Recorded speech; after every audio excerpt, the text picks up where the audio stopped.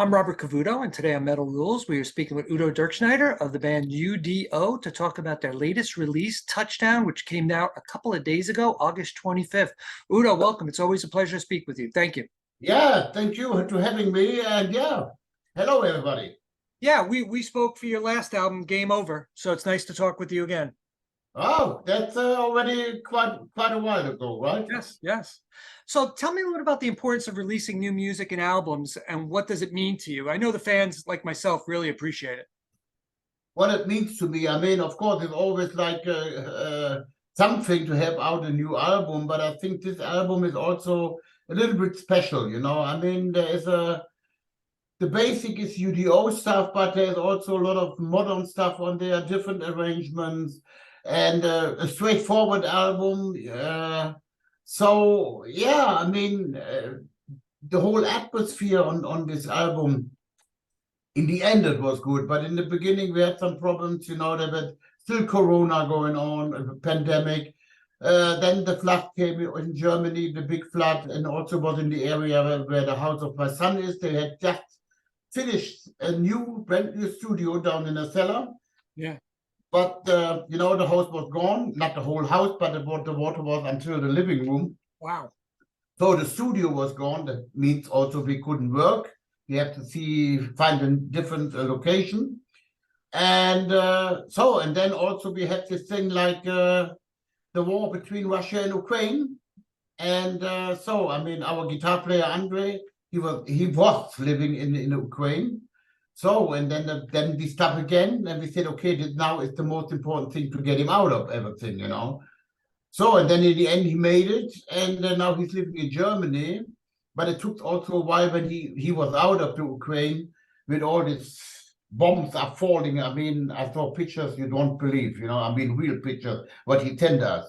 And then, of course, it was not possible for him to start directly working on songs again and playing guitar, you know. Yeah. So, I mean, with all this, let's say shit happens.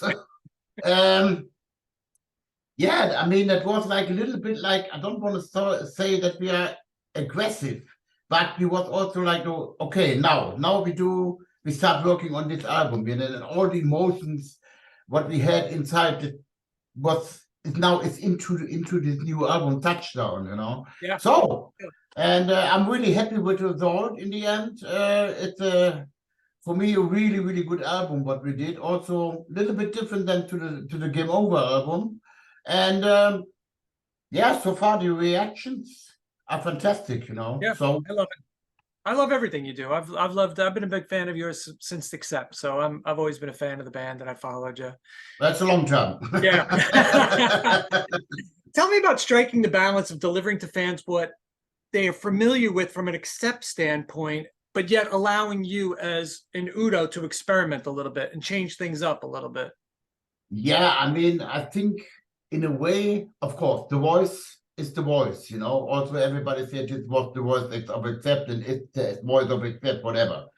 But music-wise, I mean, I was going away, not completely of the Accept thing, but I always did some different stuff, you know. Yeah. Especially now with the new album, I think we are quite away from what Accept is doing right now. Yeah. Do you think fans like that aspect of it? You know, you took them away, I guess, a little bit as on a journey, so to speak, right? And now they're yeah, I mean, so the reaction always is like, you know, I mean, yeah, they had said, okay, UDO has in the meanwhile their own style. And of course, some people compare this with some Accept stuff. Of course, I think it's more than with the voice, you know. Yeah. As soon as I put my voice on something, you know, it's like it is. But yeah, I mean, the people are really happy, and also what the people appreciate, I know that it's like that we are on each album. I mean, this Touchdown is now the 19th UDO album, unbelievable. Yep. And it's in a way, it was always different, you know. We never would copy any album. It was like always like, sometimes a little bit more aggressive, sometimes a little bit more melodic, sometimes we did some experimental stuff, blah, blah, blah. So, and I think that keeps the whole thing interesting, you know. True. You know, Forever Free, the first single, I think is a perfect example of the band experimenting a little bit. And you have a different vocal approach on that. You're a little bit more straightforward in the vocal department without that gruff. Yeah, What was the reason for changing up the vocals on that song in particular? I have to go back to the My Way album, the cover album, what I did. Mhm. And on this album, when I did all these different songs, with different vocal stuff, and I thought, okay, wow, you can also do this and this and this and this. And I think this is also a thing what reflecting now on the Touchdown album, I mean, I was also, I mean, I come later to this, but it was also for me, you can do that, I mean, don't worry, it's possible. And that was like learning by doing in a way. Yeah. So, and also another interesting thing is also now, since the Game Over album, I work together with my son on lyrics and also on vocal melodies, and of course he's 30 years old, completely different generation. Right. They listen to stuff I never heard. Yeah, and then he's coming up with some different stuff also vocal wise, he said, maybe can you sing it like this and this and this? And I said, yeah, okay, why not? I will try that. I mean, I'm open-minded. That is, I think, also a very important thing. And then it works out, and then also he reminds me then about the cover album. He said, hey, on this song, you was doing like this and this and this way. Yeah, okay. So it's a nice working for me also, So he puts on the producer hat, and then he puts on the lyricist hat, and he puts on the drummer hat. He's got a lot of hats in the band. Yeah. I mean, yeah, I know. I mean, he's very creative in the meanwhile. After all this, he's already now 8 years in the band, and yeah, he's becoming more and more, doing more and more things, and also, I mean, with the two guitar players, I mean, that's a perfect twin guitar package, they are working together. And also, I think also good, we don't have any ego in a band, It's not like that one guy say, oh, you have to do like this and this and this and this. No, everybody's really open. We work as a team, also including the producer. Still are working with Stefan Kaufmann. And there's a nice team together, and working like a team. And that's, I think, maybe also a secret, That is. I think that's the secret to success and happiness, I think. Yeah, definitely. If you're struggling all the time and fighting with people, it's not fun. It's not a good environment. No, that makes no sense. Do you feel that your lyrics are less angry or equally as angry as you were from Accept? You had some aggressive lyrics back then. Let's say, I mean, what we definitely did with this album, for example, Isolation Man is about the pandemic stuff. The Flood is about the flood what my son had with his house. And then Fight for Your Right is the story what Andre has in Ukraine, all that things. And yeah, we have, for example, Forever Free is also like the lyrics, be who you are and don't listen to other people and don't be directed by other people. Can happen in the music business, can happen in the private life, whatever. Be who you are, and that's the best way. And then we have Double Dealers Club, for example, is a song, if you have enough money, okay, I'm now the guy, from the Double Dealers Club, and I say, hey, give me all your money. I put this in, I don't know, investments there and here and there. And then after a couple of months say, oh, sorry, but all the money is gone, it doesn't work, So that means you are without money, and I'm the guy, hey, having a nice life, make parties with your money and whatever, buying cars, houses, whatever. And that's the story about the WDS Club, Yeah, that's great stuff. Great stuff. Yeah. I was happy to see that Peter came back to the band and working with you. So yes. How did it all come together? I know he played a show with you, and then it just the thing was, it was not planned. The thing, it was like our original bass player Thielen. He has a big health problem after the second show in Munich on the Game Over tour. And then, so, I mean, of course, after the pandemic stuff, we don't want to cancel the tour. Also, there will be a big problem, money-wise and blah, blah, blah, a lot of things. So, and then I said, okay, what can we do? I mean, we need a bass player who's really quick in learning, you know. So, and I mean, of course, I was working with Peter already on the We Are One album with German Army Forces, and then Dirkschneider and the old gang. So we was quite familiar already. So then I said, hey, come on, I called Peter and asked him, he said yes or no. And then he said, yes, okay, I do this as long Thielen is recovering then. So, and then in the middle of a tour, I think it was in South America, we get an email from Thielen and said, I don't want to do it anymore with U.D.O. I'm out of it. Nobody knows why. We was asking and said, hey, what is something wrong, blah, blah, blah. Never get a real answer about this. Oh, wow. So, and then we said, okay, what can we do? Now we have to look for a new bass player. And then I was in a restaurant when we were talking about if we need a new bass player, maybe somebody has an idea. And then Peter said, I would love to join the band, you know. I mean, it's so much fun here and everything is so open-minded. And yeah, I'm really looking forward, to be a part of the band. And I said, Peter, are you sure?